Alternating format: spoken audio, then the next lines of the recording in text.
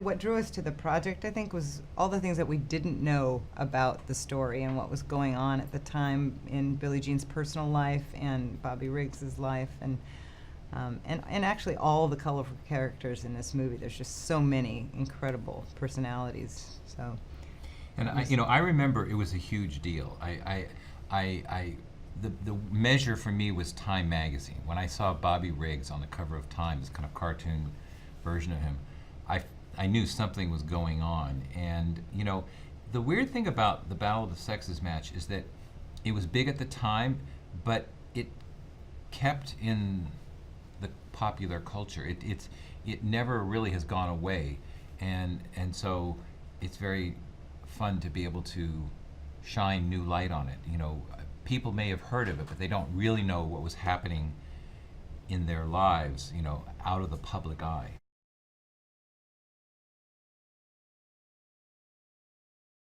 When you admire someone so much and then you meet them and you're saying, oh, we're gonna put your life on screen, and that responsibility of that was huge. We'd never done a real life story before, so, and particularly doing it for somebody who is alive and such a force of nature. I think we felt, it was scary all along, but she's also, once she's on your side, there's no one better to have on your side. She's just an incredible inspiration to us and to so many people.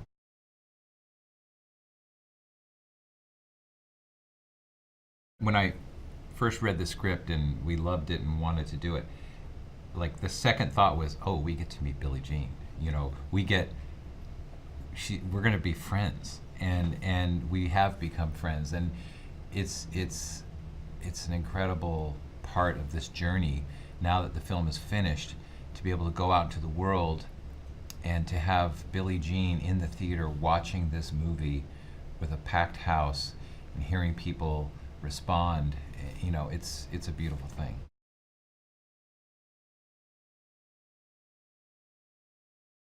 I remember when we had our wrap party and Emma showed up with blonde hair and all this makeup on and dressed like Emma.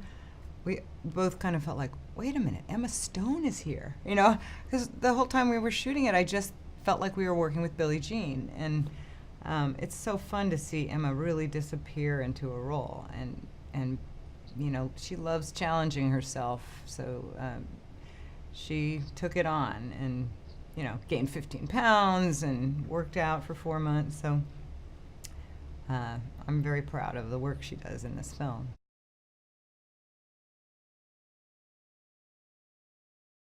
The nude scene with Steve was the very last thing we shot, and it was a little harrowing because we put all the tan lines, and he brought him out onto the stage in a robe and kind of cleared the set, and he was such a trooper. And the line, he improvised that line My about third nude shoot of the day. Yeah. He was making jokes the entire time. It was very funny. Our sons are in the background of that scene, and they were trying their hardest. I think he was trying to make them laugh, but that was sort of the funniest of Yeah. Steve.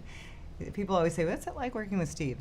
He's funny? And that shoot in particular, he was making us all bend over in pain. But the thing about Steve in this movie is, he is literally naked in one scene, but he did bare his soul as well. He really, what was great about having Steve as Bobby Riggs is that there was a whole other side of Bobby that no one knew, and Steve could really dive deeply into the character and show the complexity and all that was going on and all that made Bobby who he is. So he really got inside it.